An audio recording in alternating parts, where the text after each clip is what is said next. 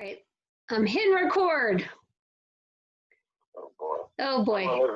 Okay, so we're gonna try this. So we are on a phone together, and then you're zooming in on a different phone. Okay. So hopefully this audio works. All right. And your name is Doug. Correct. And you helped out both of your parents. You were a caregiver for a period of time. Your mom passed away last fall. No, 2017, June 3rd, 2017. So it's been a few years. Been, just over 3 years. And then your dad moved to assisted living recently? No, he's been in assisted living for a couple of years. See, I have no facts straight, so this is really good. No, Smalls. It was all on my email. I have all that on my email. You need to prep yourself on that email. Maybe Smalls. Oh, I texted you, or I messaged you, you're killing me, Smalls, and now you're throwing it back at me. Exactly. You're 0 for 3 on facts. Oh, we can compensate. That's all right. I hope that's all right. So I wanted to, we were briefly talking about your family situation, and there are so many people that are out there helping out parents, and they don't necessarily feel like they're a caregiver per se. And I was just wondering, I don't know if you would be willing to share some of what that experience was like for you. Did you feel like a caregiver? Well, as we've discussed before, I came from a long-term care background, remember? Yeah. So I know what a caregiver is in lots of shapes and ways and forms, whether it's I'm getting paid as a med aid or whether I'm getting paid as an administrator in an assisted living, which I was. Caregivers come in many forms, shapes, and sizes, as you well know. Yeah. We must have some nurturing in us, right, in our makeup. I took care of my folks. It started well before any of that. It started probably in 2010 when you just start assuming, hey, Dad, I'll mow the yard. You're tired of your manage your latest lawn service. I'll mow the yard, save you the money. Hey, Dad, I'll start removing the snow. So it starts off with a lot of physical assistance so they can, save money and or stay in their house. Right. And that just grew and grew and grew, and it was by offer to do that. Nobody made me do it. Nobody. They were happy to keep, contracting out to pay people to do that. I had a younger sibling that, for whatever reason, chose not to help at all in the same city. But as that grew, that turned into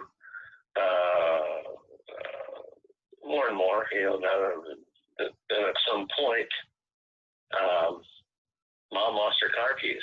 And so what? I lost car keys. So Mom lost her car keys again 2 weeks later, and then we thought, Mom hadn't been to the doctor since she gave birth to my younger brother, so she didn't like doctors and didn't want to go. Wow. That's kind of common. So we knew something was wrong. I knew that it was 50 plus types of dementia. I was pretty sure, given my experience in long-term care, that it was dementia. We had dementia on the mom's side of the family, and so got Mom to go to the doctor and got the CAT scan, got all the tests, all that. And it came back, as we suspected, with vascular dementia, which is not as prevalent as Alzheimer's.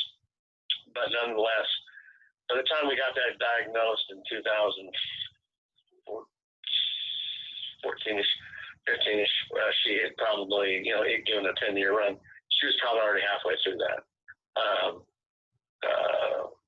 But anyway, so there was kind of the starting point as far as, okay, now I need to take grocery shopping.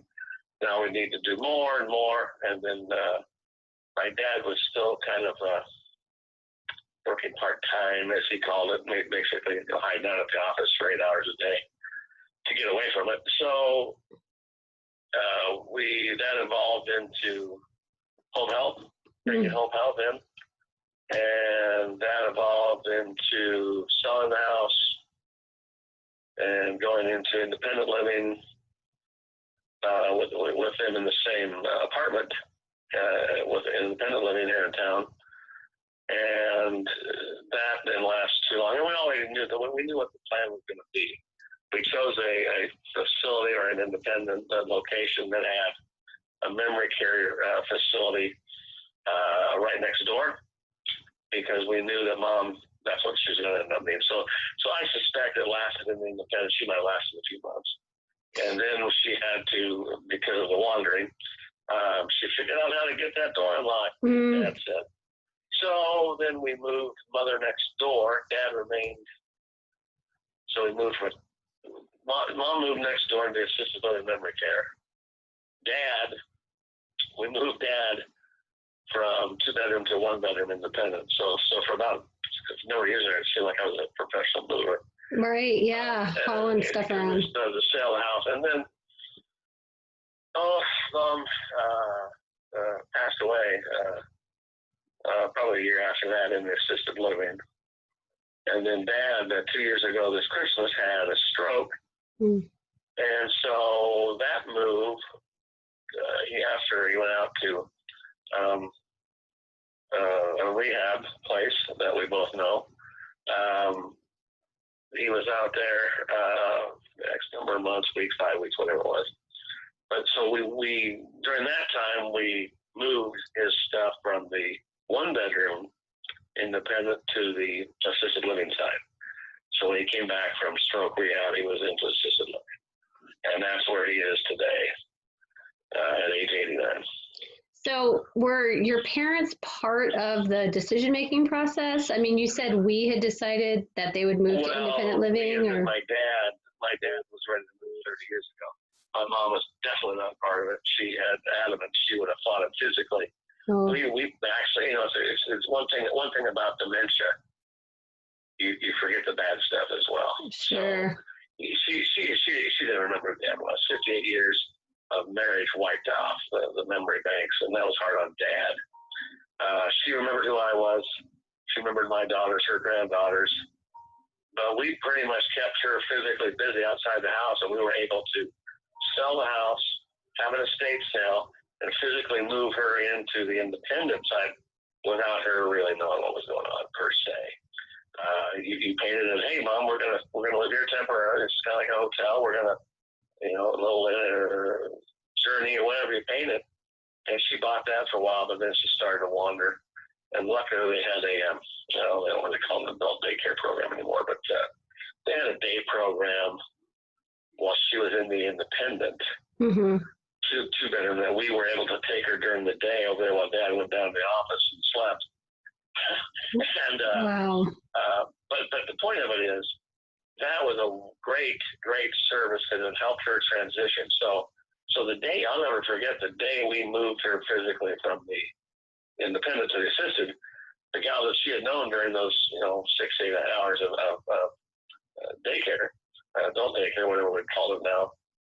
It was great. She seamlessly went in and went to her own, got her own room, and really not an issue at all. But she was never part of it. She was part of it a few years earlier when we updated the wills as far as powers of attorney, healthcare power of attorney, the DNR. She was involved in that physically, but mentally had no grasp. Right. Dad was part of it all along. He was all for it. But then knowing the dynamics of my family, for 58 years of marriage, my mom wore the pants. So that changed. But Dad was all for it. Dad has no problem giving up the car keys. As a matter of fact, he gave up his car keys. Wow. He knew he knows when it's time. He may be one of the few, I don't know, but given reality over independence is big with Dad. He said, I can't drive anymore. Here's the car. Wow.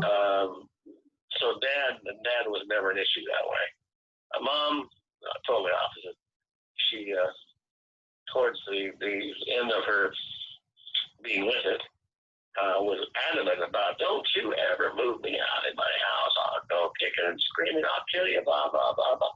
She was adamant about never leaving her house. So it's quite a feat to look back and see how that all unfolded. But that's to answer your question, she wouldn't be part of it. Well, I think you touched on two really important things. The first one is that people are aware that respite care is available, but they're really reluctant to utilize it. I would recommend respite care all day long for numerous reasons. Like you said, the obvious is give somebody a break. Two, to acclimate them to what's possibly coming down the road. I am a firm believer in respite care. And it sounds like she, the drop off and pickup from there went okay. Yeah. On your day. It was, like I said, having I can't tell you how my parents come from a generation of, there were no assisted living, there were no independent livings, there were no home health, there was no respite. They know nothing about that. Right. They came from a generation that the nursing home was placed on the edge of town where people go to die and removed from society. Right. That's the generation they came from, okay? Yeah. So luckily, and I do mean luckily, or by chance, I had 10 years of experience in that business, in that industry. So I knew kind of how to navigate keep it a step ahead, proactive instead of reactive. So, you take the temperature, so we had to get the wells in place, get everything updated. We do our due diligence of looking at facilities. The home health it took a couple ladies to get a fit for her. My mom was very difficult.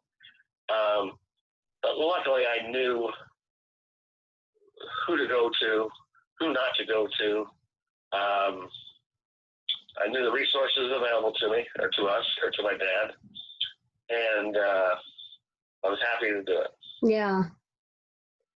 Well, I think the second thing that you touched on was the actual move. People are really reluctant to move their loved one because it's exactly like what your mom was saying, like over my dead body. Like, I'm going out of this house feet first. So it sounds like the transition went okay. Well, very smooth. As I mentioned, Dad's job was physically put Mom in the car, go drive her around. She doesn't know where she's at. Go drive her around. Go out here. Go out to Seward. Go. That was his job, and we were able to think about that, the magnitude of that. Think about. And this was a big house on Woodsdale Boulevard. This was since 1974, the accumulation of all their antiques and possessions and junk.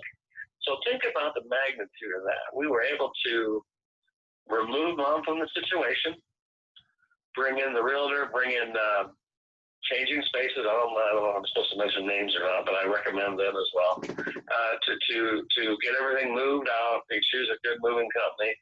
And the companies like Changing Spaces. They're great. I recommend them too. They help box up the stuff, move the stuff, unbox, and actually put it in the dressers in the facility. Stuff that I don't want to do. I don't have time to do. Right. And then spend a week or two marking all the stuff that the kids didn't want, that Dad didn't want, that they didn't have room for the estate sale. Have the estate sale and close on the house without Mom ever being a part of it, one way, shape, or form or another. And she was amazing. Yeah, that is amazing. And she was already moved into the independent living with your dad. Yeah. And so we were able to accomplish that stuff when we obviously it's an ABC, right? Right. So A is get them moved in, and A was get stuff moved in prior to her physically moving in. Mm-hmm. Get the bed ready, get all that stuff ready.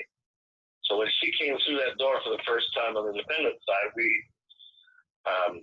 you validate, right? We're not going to argue whether she thinks the sky's red, the sky's red. Right. She thinks she's not married, she's not married. We don't create more anxiety by arguing. So luckily she had this concept that this was kind of a temporary, hotel stay. Right. Oh, absolutely, Mom. No problem. And that worked for a while, but once she figured out the lock, then luckily during that period of time at the independent, she was in the respite. So then that transition was really seamless. Going from independent to assisted living memory care was virtually pull up, open the door. Here come two of the gals that she's familiar with, very comfortable with. Mm-hmm. Oh, sure. And by the time I'm getting out of my car, she's already gone inside with them. Right. So we were very fortunate. Very fortunate. Quite honestly, very fortunate in how, you know, Megan, we talk about our past and the long-term care, and you and I and me, everything. I've seen a lot worse family situations. Let's just say that in a lot of different ways over my years of experience, and this comparatively was, I would say, I hate to say it, I don't want to seem callous or uncaring, but it went off without a hitch. Mm-hmm. Because at the end of the day, you know, working, being a sandwich generation, still parenting, being involved in a lot of other things, there's no way I could have taken care of my folks any more than what I had to up until that point. Right. Physically, emotionally, mentally, I was done.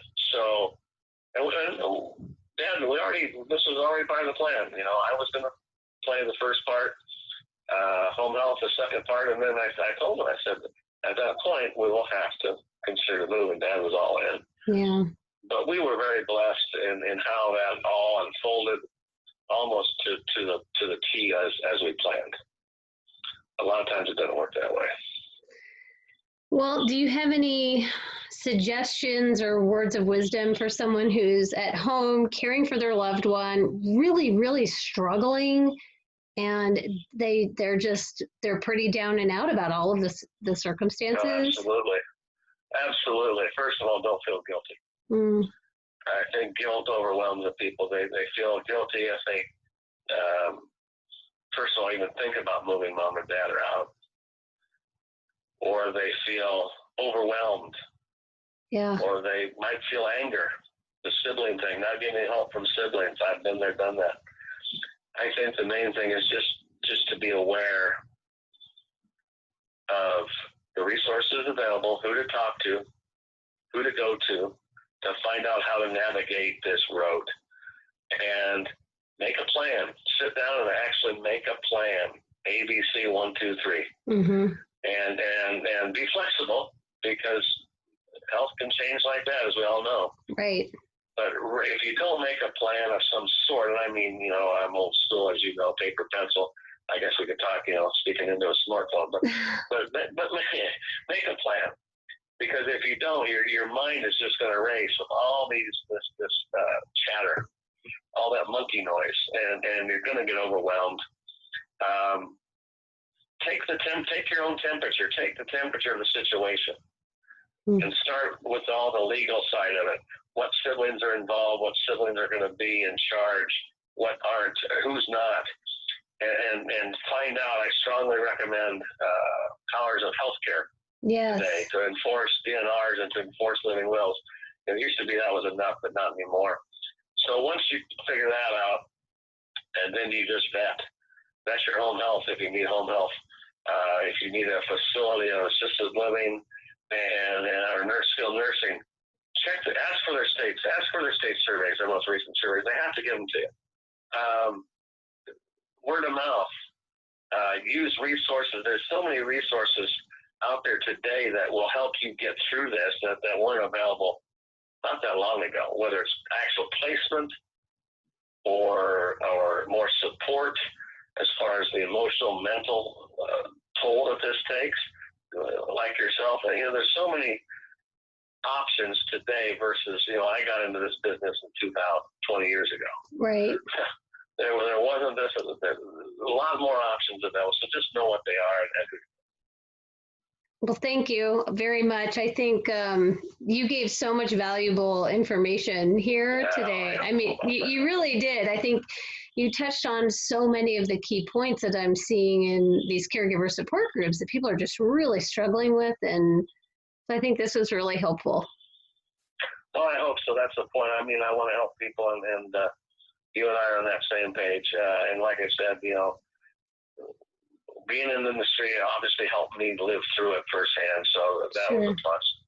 Well, and for me, it was living through it led me to the industry. There you go. So that was my blessing. But Thank you. Sorry that we had Yeah. technical difficulties, but No, we got through it. And listen, if you need anything else or whatever, let's stay in touch. that sounds great. I appreciate it. Okay. All right. care. You too. Bye-bye. Bye.